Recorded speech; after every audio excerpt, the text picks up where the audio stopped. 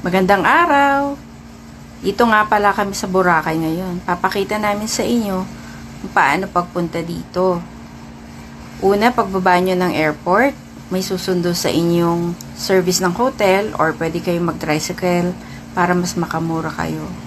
Dito sa port, may mga registration na kailangang fill upan at may mga babayaran mga fee kagaya ng environmental fee at yung mga pagsakay sa Roro dito rin lahat babayaran.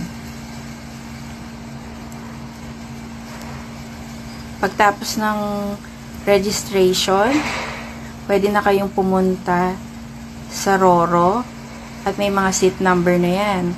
Hahanapin nyo lang dun sa nakalagay dun sa seat number na yun kung anong bangka Roro ang kailangan nyong puntahan.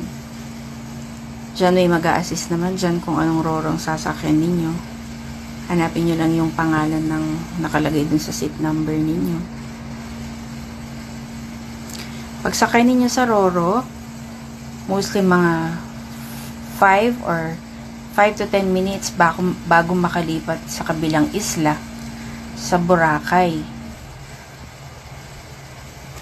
Napansin namin dito, medyo nakakahilo lang. Pero ang ganda kasi ang linaw ng tubig. Ang sarap maligo.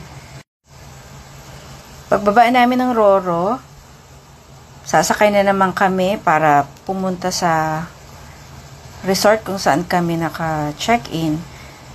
Sasakay kami dito ng e-trike kung tawagin nila dito. E-trike ang tawag nila. Sa mga services nila dito, kadalasan mga e-trike, wala silang mga jeep dito, bihira ang mga private cars. Ito ang itsura ng e-trike nila.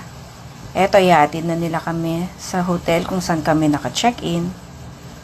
Nakakatuwa yung mga e-trike nila dito kasi hindi ganun kaingay, kagaya ng tricycle.